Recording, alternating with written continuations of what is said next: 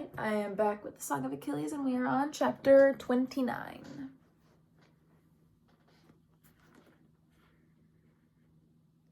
We wake to shouts and thunder, a storm that has burst from the blue of the sky. There is no rain, only the gray air crackling and dry, and jagged streaks that strike like the clap of giant hands. We hurry to the tent door to look out.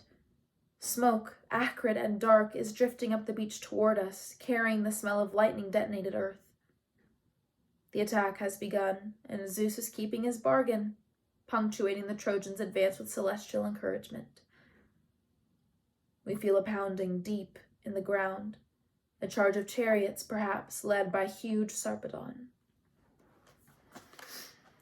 Achilles' hand grips mine, his face stilled. This is the first time in 10 years that the Trojans have ever threatened the gate, have ever pushed so far across the plain. If they break through the wall, they will burn the ships, our only way of getting home, the only thing that makes us an army instead of refugees. This is the moment that Achilles and his mother have summoned. The Greeks, routed and desperate without him. The sudden, incontrovertible proof of his worth. But when will it be enough? When will he intervene? Never, he says when I ask him. Never until Agamemnon begs my forgiveness or Hector himself walks into my camp and threatens what is dear to me. I've sworn I will not. What if Agamemnon is dead? Bring me his body and I will fight. His face is carved and unmovable, like the statue of a stern god. Do you not fear that the men will hate you? They should hate Agamemnon. It is his pride that kills them. And yours. But I know the look on his face, the dark recklessness of his eyes. He will not yield. He does not know how. I have lived 18 years with him, and he has never backed down, never lost. What will happen if he is forced to? I'm afraid for him, and for me, and for all of us. We dress and eat, and Achilles speaks bravely of the future. He talks of tomorrow, when perhaps we will swim or scramble up the bared trunks of sticky cypresses, or watch the hatching of the sea turtle eggs, even now incubating beneath the sun-warmed sand. But my mind keeps slipping from his words, dragged downwards by the seeping gray of the sky, by the sand chilled and pallid as a corpse, and the distant, dying shrieks of men whom I know. How many more by day's end? I watch him staring over the ocean. It is unnaturally still, as if Thetis is holding her breath. His eyes are dark and dilated by the dim overcast of the morning. The flame of his hair licks against his forehead. Who is that? He asks suddenly. Down the beach, a distant figure is being carried on a stretcher to the white tent. Someone important. There's a crowd around him. I seize on the excuse for motion, distraction. I will go see. Outside the remove of our camp, the sounds of battle grow louder. Piercing screams of horses impaled on the stakes of the trench, the desperate shouts of the commanders, the clangor of metal on metal. Podalirius shoulders past me into the white tent. The air is thick with the smell of herbs and blood, fear and sweat. Nestor looms up at me from my right, his hand clamping around my shoulder, chilling through my tunic.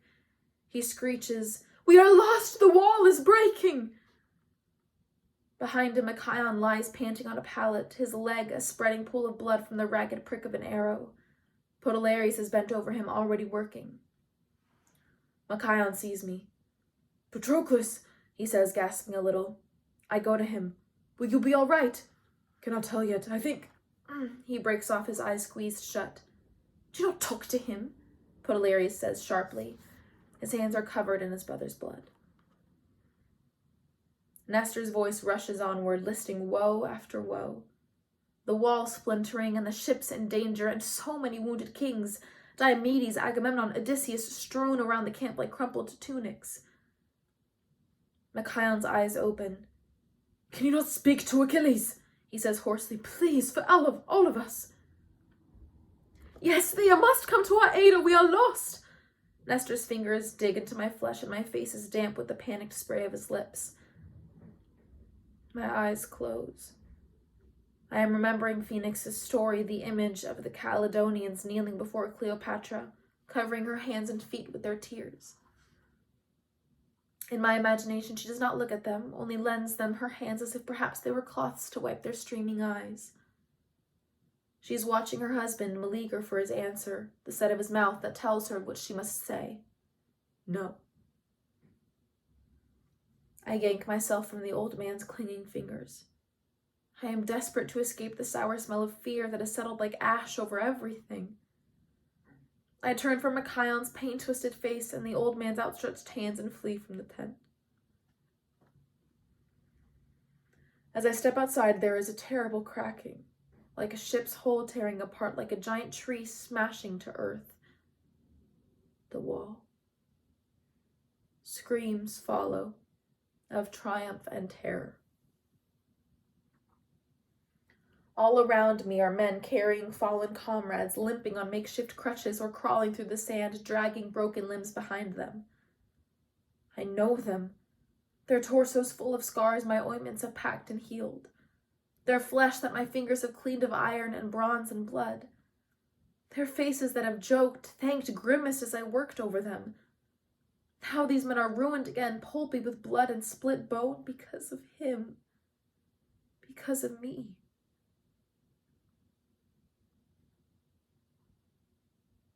Ahead of me, a young man struggles to stand on an arrow-pierced leg. Eurypylus, Prince of Thessaly. I do not stop to think. I wind my arm under his shoulder and carry him to his tent. He is half delirious with pain, but he knows me. Patroclus, he manages. I kneel before him, his leg in my hands. Eurypylus, I say, can you speak? Fucking Paris, he says. My leg. The flesh is swollen and torn. I seize my dagger and begin to work. He grits his teeth. I do not know who I hate more, the Trojans or Achilles. Sarpedon tore the wall apart with his bare hands. Ajax held them off as long as he could. They're here now, he says, panting. In the camp. My chest clutches in panic at his words, and I fight the urge to bolt. I try to focus on what is before me, easing the arrow point from his leg, binding the wound. Hurry, he says, the words slurring. I have to go back. They'll burn the ships. You cannot go out again, I say. You have lost too much blood. No, he says. But his head slumps backwards. He is on the edge of unconsciousness. He will live or not by the will of the gods. I have done all I can. I take a breath and step outside. 2 ships are on fire, the long fingers of their masts lit by Trojan torches. Pressed against the holes is a crush of men, screaming, desperate, leaping to the decks to beat at the flames. The only one I can recognize is Ajax, legs widespread on Agamemnon's prow, a massive shadow outlined against the sky. He ignores the fire, his spear stabbing downwards at the Trojan hands that swarm him like feeding fish. As I stand there, frozen and staring, I see a sudden hand, reaching above the melee to grip the sharp nose of a ship. And then the arm beneath it, sure and strong and dark, and the head and the wide-shouldered torso breaks to air like dolphin back from the boiling men beneath. And now Hector's whole brown body twists alone before the blankness of sea and sky, hung between air and earth. His face is smoothed, at peace, his eyes lifted. A man in prayer, a man seeking God. He hangs there a moment, the muscles in his arm knotted and flexed, his armor lifting on his shoulders, showing hip bones like the carved cornice of a temple. Then his other hand swings a bright torch towards the ship's wooden deck. It is well thrown, landing amid old, rotting ropes and fallen sail. The flames catch immediately, skittering along the rope, then kindling the wood beneath. Hector smiles. And why should he not? He is winning.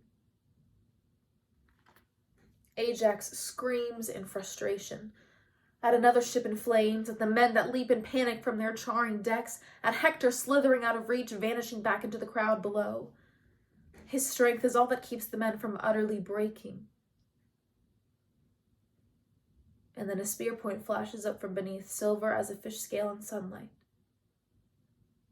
It flickers almost too fast to see, and suddenly Ajax's thigh blooms bright red.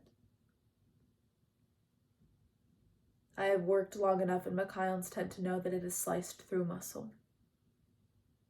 His knee wavers a moment, buckling slowly. He falls. And that's the end of chapter 29.